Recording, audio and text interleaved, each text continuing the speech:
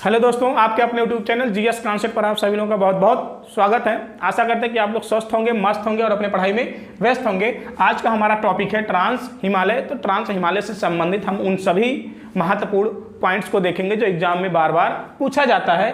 तो हम यहाँ पे एक आपका डायग्राम बना है, एक आपका ये भौतिक मैप है। भारत का भौतिक मैप के अंतर्गत ये आपका लद्दाख वाला क्षेत्र है और इसी लद्दाख क्षेत्र के अंतर्गत हमें ये ट्रांस हिमालय देखने को मिलता है, जिसको हम 3 श्रेणियों में बांटकर पढ़ेंगे।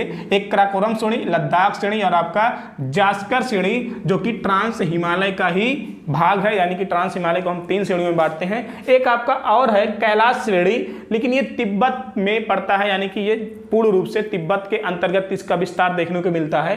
तो हम भारत के क्षेत्र में देखेंगे प्रमुख रूप से कराकोरम श्रेणी, लद्दाख श्रेणी और जास्कर श्रेणी। तो यहाँ पे जो आपका पहला है ये ब्लैक वाला, ये आपका कराकोरम है, ये ब्लू वाला दूसरा आपका लद्दाख श्रेणी है और ये रेड वाला तीसरा आपका जास्कर श्रेणी है। तो इस हिमालय के संपूर्ण रूप से अगर हम इस तीनों श्रेणियों को मिला के अगर हम कहें ट्रांस हिमालय से संबंधित हम महत्वपूर्ण बिंदुओं को देखते हैं। जैसे पहला पॉइंट है, इसका निर्माण कब होता है। तो अगर हम निर्माण की बात करें तो ये मेसोजोइक महाकल्प के क्रीटेशियस कल्प के अंतर्गत होता है। यानी कि ये जो मेन हिमालय है, जो नया हिमालय है, नए हिमालय से पहले इसका निर्माण हो चुका था। क्यों? क्योंकि आपका जो मेन हिमालय है, बृहद हिमालय, मध्य हिमालय और शिवालिक हिमालय, जिसे हम क्या कह रहे हैं, एक तरह से ये एक तरह से नया है। कैसा है? ये नया है। और ये आपका ट्रांस हिमालय क्या है? ये पुराना है। तो इस पुराने वाले हिमालय का निर्माण इस नए वाले हिमालय से पहले हो चुका है। किस युग में? मेसोजोइक के महाकल्प के अंतर्गत। लेकिन इस नए वाले का निर्माण कब होता है? इसका निर्माण होता है आपका सेनोजोइक के टर्सरी कल्प के अंतर्गत। तो यहाँ पे आपका जो ट्रांस हिमालय है ये आपका यूरेशियन प्लेट पर स्थित है, जबकि ये नया वाला हिमालय, बृहद हिमालय, मध्य हिमालय और शिवालिक हिमालय, ये इंडियन प्लेट पर है। कहाँ पे? इंडियन प्लेट पर है। तो अगला पॉइंट देखें तो इसका जो अन्य नाम है ट्रांस हिमालय का, इसे हम प्रा हिमालय भी कहते हैं और तिब्बतियन हिमालय भी कहते हैं। प्रा हिमालय कहने का कारण ये है कि प्रा का अगर शाब्दिक अर्थ देखें तो इसका मतलब होता है उस पार स्थित। किस पार? बृहद हिमालय के उस पार, यानी कि उत्तर दिशा में। अगर इधर से हम देखें दक्षिण है तो ये क्या आपका? ये उत्तर है।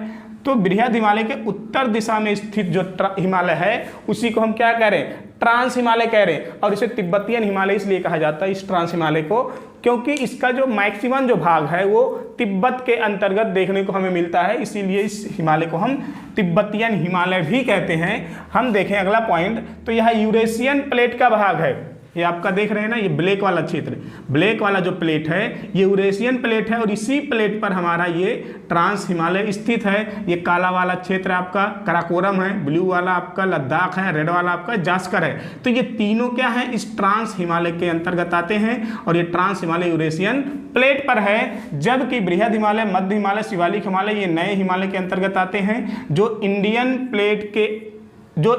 प्लेट पर स्थित है। और आपका जो बृहद हिमालय है या हम कहें जो मेन हिमालय है, नया हिमालय है, वो पुराने हिमालय से या ट्रांस हिमालय से ITSZ के द्वारा अलग हुआ है।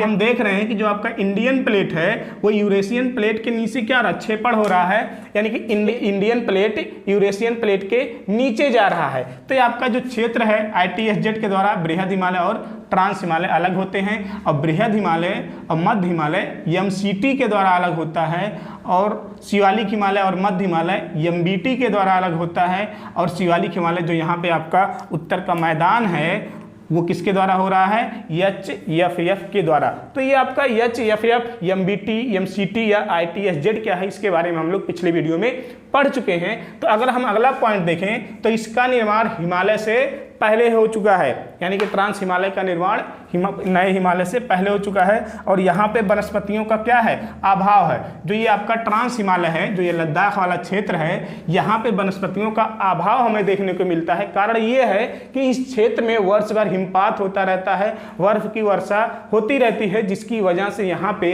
ऐसा कंडीशन नहीं बन पाता है कि वनस्पतियों का विकास हो सके। इसलिए हमें यहाँ पे इसका वनस्पतियों का अभाव देखने को मिलता है।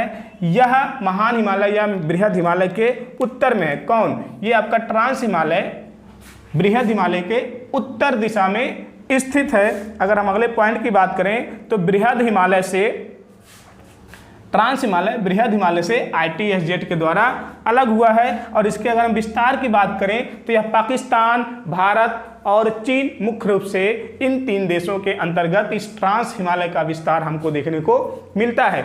अगर हम कहें कि इस ट्रांस हिमालय को हम कई श्रेणियों में, कई पर्वत श्रेणियों में बांटते हैं और इन पर्वत श्रेणियों में कई ऐसे ग्लेशियर भी हैं, तो हम उन ग्लेशियरों के नाम देखेंगे कि कौन कौन से ग्लेशियर इस पर्वत श्रेणी के अंतर्गत आते हैं। तो आपका जो ट्रांस हिमालय, अगर इसके लंबाई की हम बात करें तो ये लगभग 1000 किलोमीटर तक इसकी लंबाई है, इसका विस्तार देखने को मिलता है। अगर हम इसकी ऊंचाई की बात करें तो ये लगभग औसत ऊंचाई इसका 3000 मीटर है। अगर हम इसकी चौड़ाई की बात करें तो ये लगभग 20 से 40 किलोमीटर इसका चौड़ाई हमें देखने को मिल जाता है। तो इस तरह से हमने ट्रांस हिमालय से संबंधित पॉइंट्स को देखा। अब देखेंगे ये जो पर्वत श्रेणियां हैं, इन श्रेणियों की सबसे ऊंची चोटी कौन सी है और साथ ही साथ इसके अंतर्गत कौन कौन से ग्लेशियर पाए जाते हैं।